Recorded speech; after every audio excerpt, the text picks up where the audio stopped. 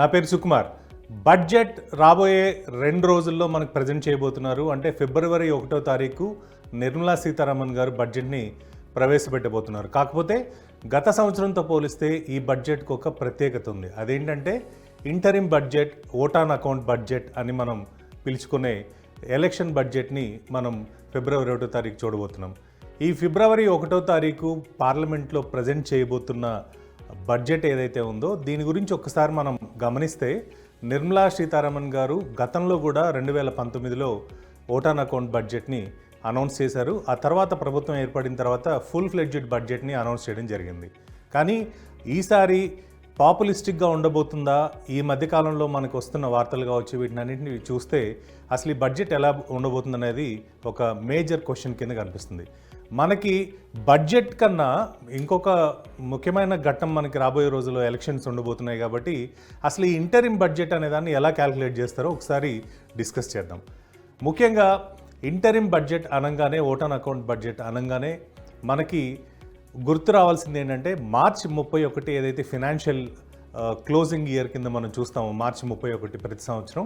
ఈ సంవత్సరం మార్చి 31 తర్వాత ఎలక్షన్స్ జరిగి కొత్త ప్రభుత్వం వస్తుంది. కాబట్టి నెక్స్ట్ ఫైనాన్షియల్ ఇయర్ అంటే 2024-2025 ఏదైతే ఉందో ఆ ఫైనాన్షియల్ ఇయర్కి సంబంధించి బడ్జెట్, అలొకేషన్స్, అదేవిధంగా ట్యాక్స్ కలెక్షన్స్, వీటన్నిటికి సంబంధించిన లెక్కలు ఏవైతే ఉంటాయో అవి ఈ ప్రభుత్వం చేసే అవకాశం ఉండదు. అందువల్లనే దీన్ని మనం ఓట్ ఆన్ అకౌంట్ బడ్జెట్ అంటాం.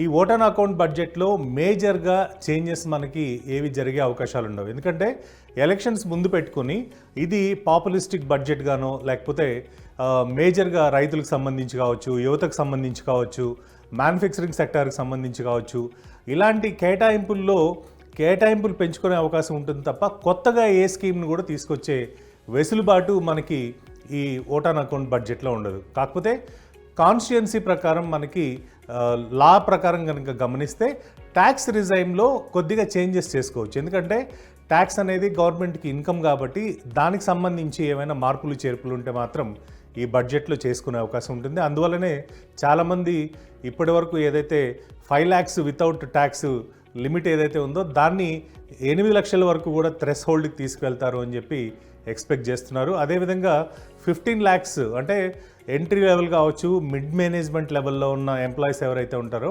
వీళ్ళందరూ 15 lakhs స్లాబ్ దగ్గరగా ఉంటారు. కాబట్టి ఆ 15 lakhs స్లాబ్ని 20 lakhs వరకు కూడా పుష్ చేయమని చెప్పి అటు ఇన్కమ్ ట్యాక్స్ పేయర్స్ కావచ్చు వీళ్ళందరి నుంచి ప్రభుత్వానికి రిక్వెస్ట్లు వస్తున్న పరిస్థితి మనం గమనించవచ్చు. సో దీన్ని నిర్మలా సీతారామన్ గారు ఎలా హ్యాండిల్ చేస్తారు? ఎలక్షన్స్ని దృష్టిలో పెట్టుకొని వీటికి కేవలం కేటాయింపులు మాత్రమే పెంచుతారా?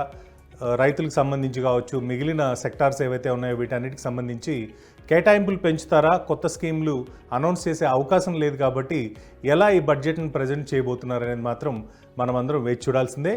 మరోవైపు మనకి ఇప్పటివరకు ఉన్న అంటే గత 2022-23 ఫైనాన్షియల్ ఇయర్ ఏదైతే ఉందో ఆ ఫైనాన్షియల్ ఇయర్కి సంబంధించిన కేటాయింపుల్లో ముఖ్యంగా రైతులకు సంబంధించి, ఎందుకంటే 2020-2021 మనకి మేజర్గా అగ్రికల్చర్ సెక్టార్కి సంబంధించిన షాప్స్ క్రియేట్ చేశారు. ఎందుకంటే ఒకవైపు కోవిడ్ రావడం, లాక్డౌన్స్ రావడం, వీటన్నిటి వల్ల కామన్ మినిమం ప్రోగ్రామ్ కింద ప్రతి ఒక్కరికి రేషన్ వెళ్ళాలి అనే ఉద్దేశంతో ప్రభుత్వం ఆ ఫ్రీ రేషన్ ఏదైతే కంటిన్యూ చేసిందో దీనికి సంబంధించి ఒకవైపు ఇన్పుట్ సబ్సిడీ కావచ్చు, అంటే యూరియా కావచ్చు, పెస్టిసైడ్స్ కావచ్చు, ఫర్టిలైజర్స్ కావచ్చు, దీనికి సంబంధించిన ఇన్పుట్ సబ్సిడీ పెంచుకుంటూ పోతుంది ప్రభుత్వం.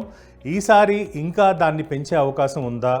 రైతులకి అది మేలు చేకూర్చే అవకాశం ఎంతవరకు ఉంది?